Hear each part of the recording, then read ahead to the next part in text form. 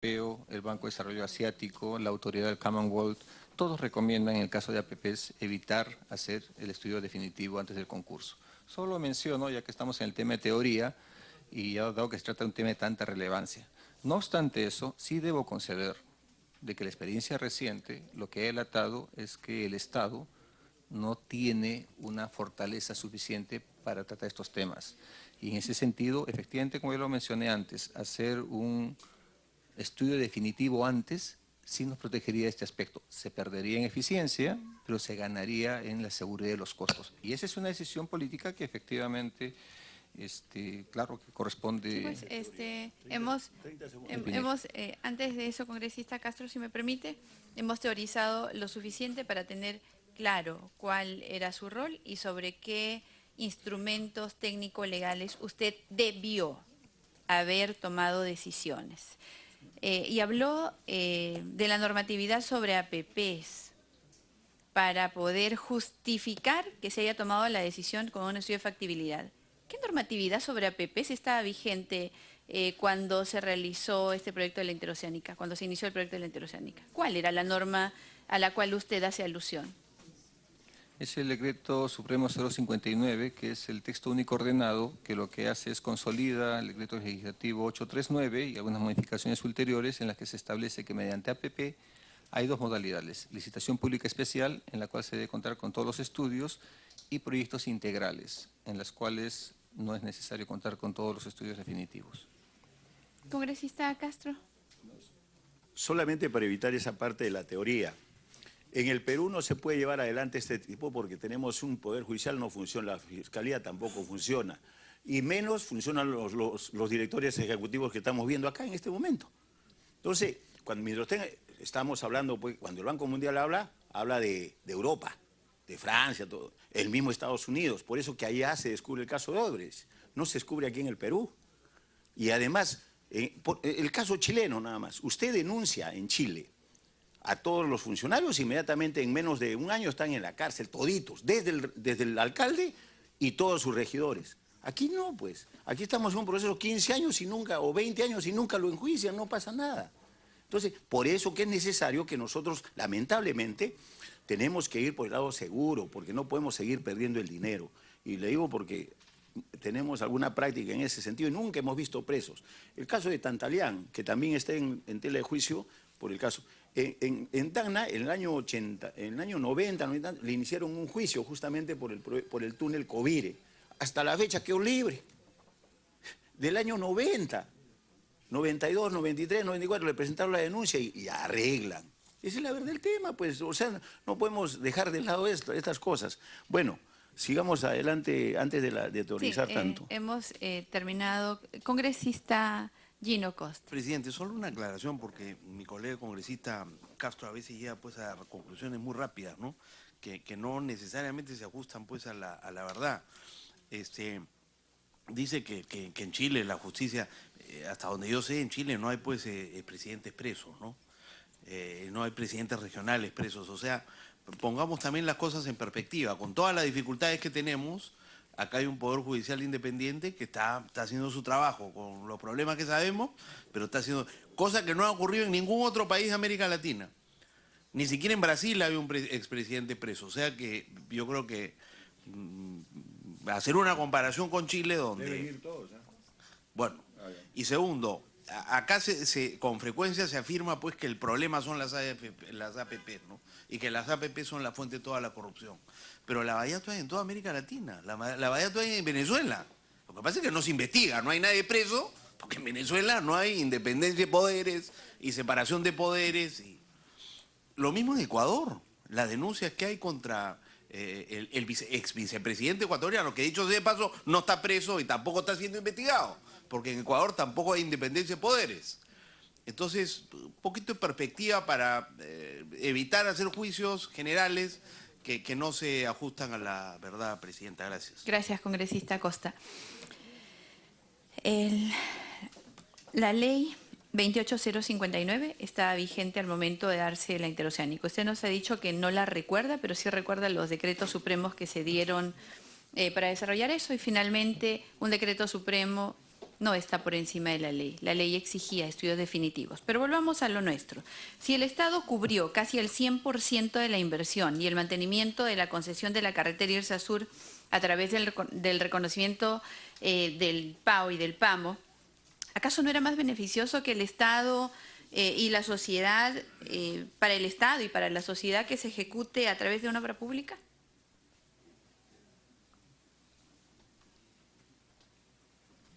Es una pregunta contrafáctica porque no podemos saber si hubiera sido o no hubiera sido. Ahora, ciertamente se está investigando si es que efectivamente se muestra de que ha habido sobrecostos motivados por la corrupción, por la incompetencia, por lo que fuera. Claro, la respuesta sería positiva.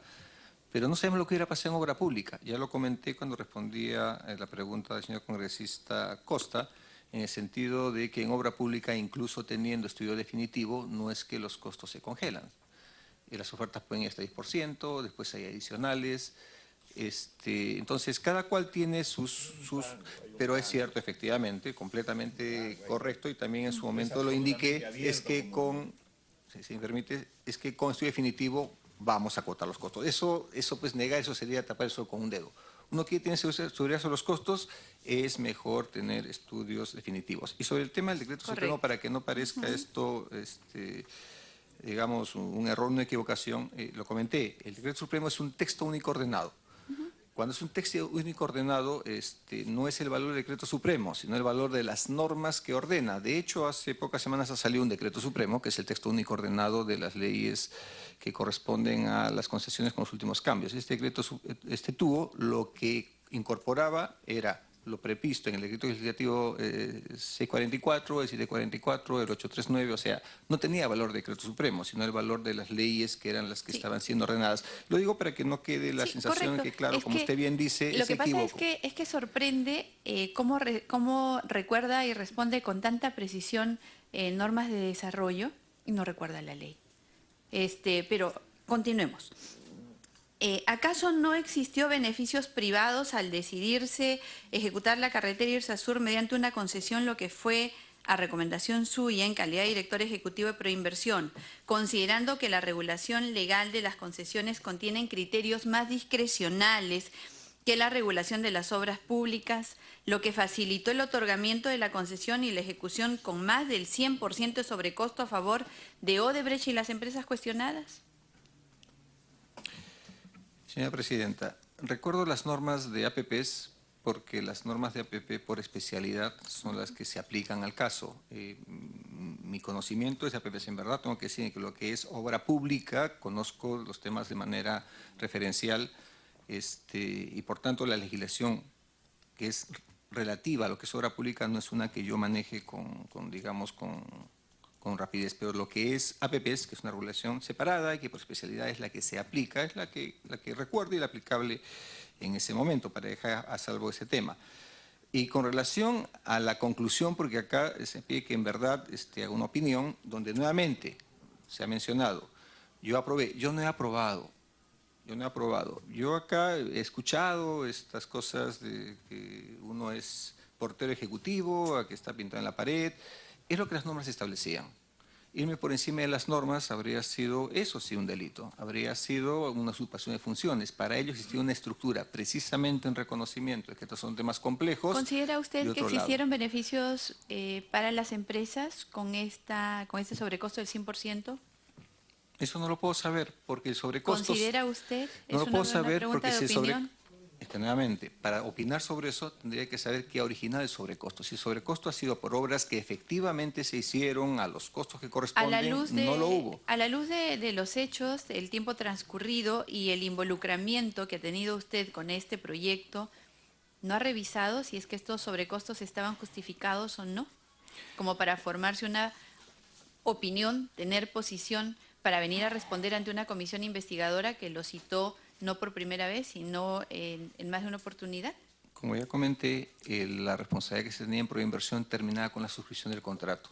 ¿Y la responsabilidad política ulterior no lo motiva a investigar y estudiar esto? Bueno, el tema de las adendas, y si estas han sido apropiadas o no apropiadas, requeriría contar con la información técnica la información financiera al respecto, información con la que yo no cuento, es de una entidad en la cual no he trabajado y en la cual no puedo tener a disposición los mismos para estudiarlos en el sentido que usted indica, Presidenta. ¿Existió, señor Cornejo, algún tipo de presión o pedido para que usted recomiende al Consejo Directivo de Proinversión que la carretera Irsa Sur se ejecute a través de una concesión? No hubo ninguna presión ni nada y reitero, lo mío no era una recomendación, era simplemente un visto de que los documentos que acompañan el resumen ejecutivo estaban a disposición del Consejo Directivo. Hemos conversado acá sobre la sesión de Consejo 86 del 3 de diciembre del 2004, en la que los integrantes del Consejo tuvieron como único tema el proyecto Irsa Sur. No hemos conversado todavía, recién le estamos tocando, lo hemos tocado en sesiones anteriores. Se realizó mediante sesión no presencial y las coordinaciones se realizaron vía telefónica. ¿Recuerda la sesión 86 del 3 de diciembre del 2004? No tengo la documentación a la mano. ¿Puede hacer un ejercicio de memoria Si con la respecto a esta sesión? Tuvo como punto único el proyecto Irsa Sur y fue una sesión no presencial, vía telefónica. Si usted me ayuda, Presidenta, ¿cuál era la agenda del tema? El proyecto Irsa Sur.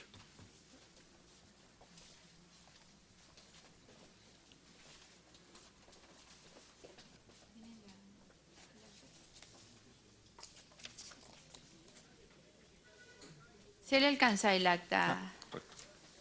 Sí, muy amable.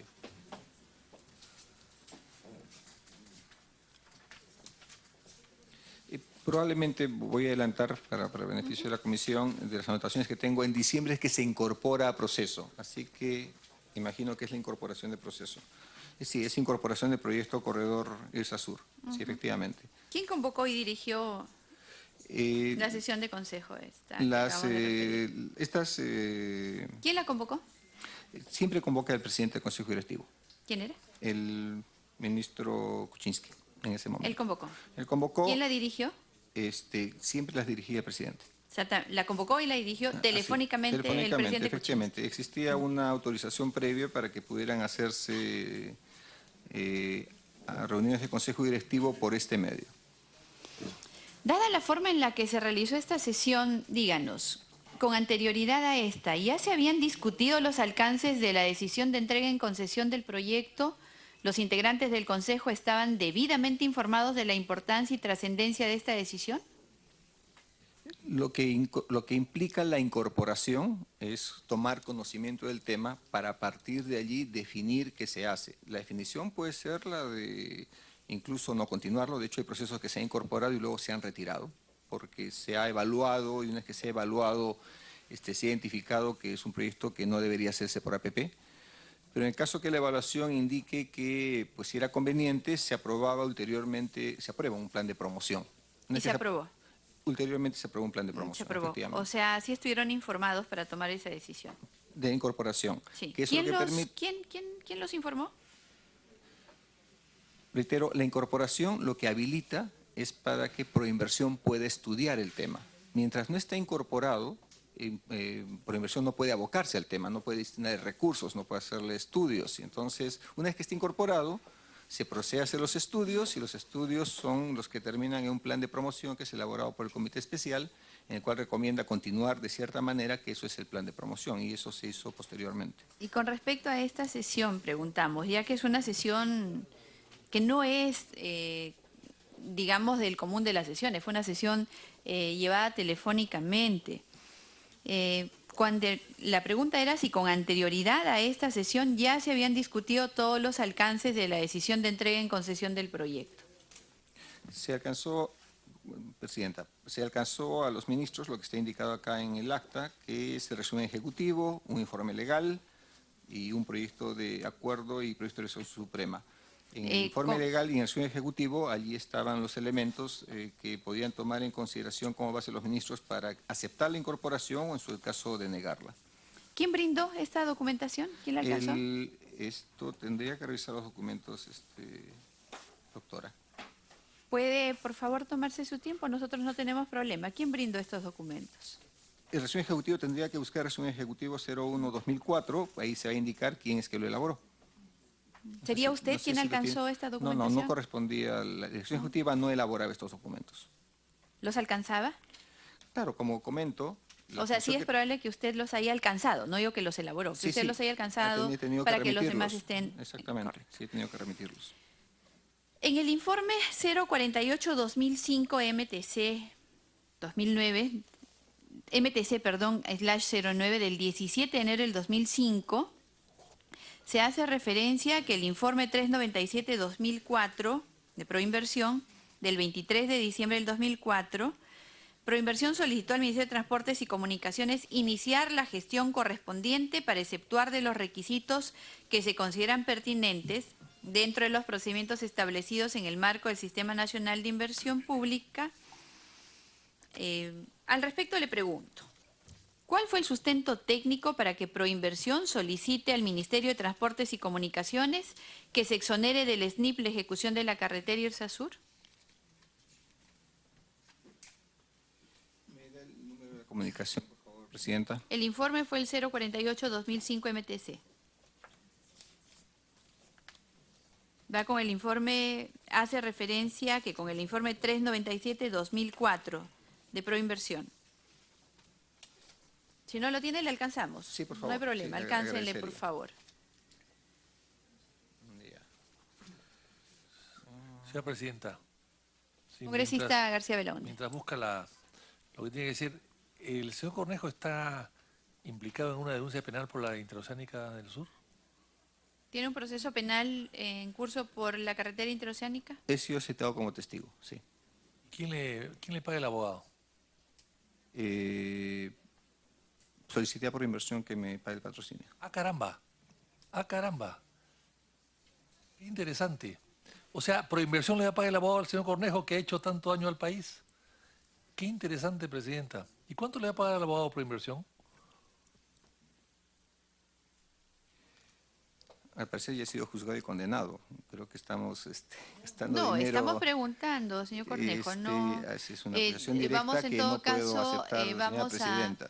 a pedir Pero Presidenta, que no estos señores, conclusiones, pero sí estos señores que no las defienden los válidas. intereses del Estado, que hacen las cosas mal, que transan con compañías corruptas, que le cargan un costo al Estado altísimo, resulta que al final el Estado, que los enjuicia por haber sido malos funcionarios del Estado, tiene que pagarles con su propio dinero. O sea, el Estado gasta dinero con un bolsillo para acusarlos y con el otro para defenderlos. Eso es inaceptable, Presidenta. Congresista Gino Costa. Presidenta, solo para aclarar, eso está en la ley. Así es. Y en todo caso es potestad del Congreso cambiar la ley. La lógica de la ley es permitir darle la seguridad a los funcionarios públicos de que estén dispuestos a actuar. Y que si hay un proceso tengan la defensa del caso. Y si son encontrados responsables, lo harán pues en el marco de su derecho a ser defendidos. Esa es la lógica. Y me imagino que por esa razón es que hasta ahora el Congreso no ha modificado ese extremo de la ley. Presidenta, dos cosas. Primero, que esa norma la sacó el señor Toledo, creo que en época de Kuczynski, hay que revisarlo. ¿Ya?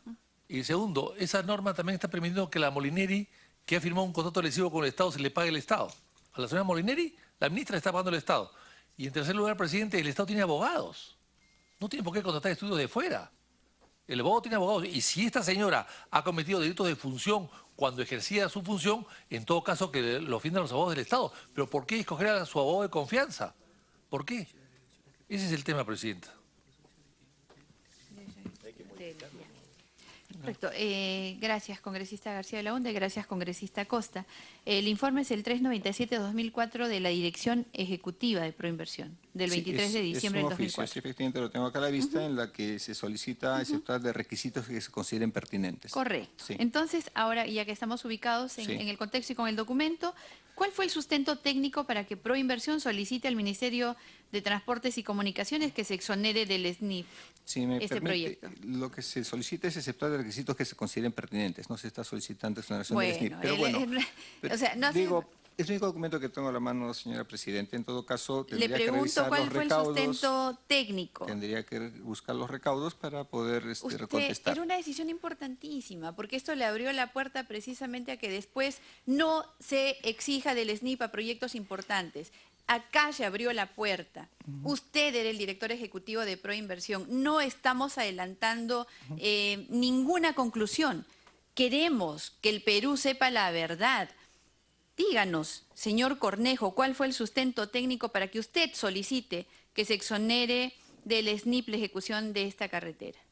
Reitero, no tengo los documentos a la mano, los voy a alcanzar a la comisión con todo gusto, presidente. ¿Existió entonces un sustento técnico? Voy a buscarlo, doctora. O sea, me está pidiendo la precisión sobre un documento específico y yo creo que No, lo no le pido un corresponde documento específico, le estoy pidiendo en todo caso, dada su larga experiencia y ha hecho un desarrollo y un despliegue bastante interesante esta mañana de su experiencia y conocimiento, ¿por qué se pidió que se exonere del SNIP esta carretera?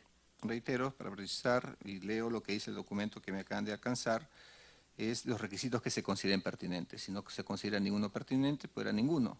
Ya lo que ha operado, que esto es un procedimiento que está en la ley, que correspondía evaluar al Ministerio de Transportes y Comunicaciones, evaluar al Ministerio de Economía y Finanzas, tener documentos conformes respecto de lo que consideraran esas instancias que eran las que definían, pues se llegaba a una conclusión, pero esto ya está completamente fuera del alcance de Proinversión. ¿Será que acaso se solicitó que la ejecución de la carretera Irsa Sur se exonere el SNIP para evitar los pronunciamientos del Ministerio de Economía y Finanzas respecto a los resultados sobredimensionados de los estudios de preinversión?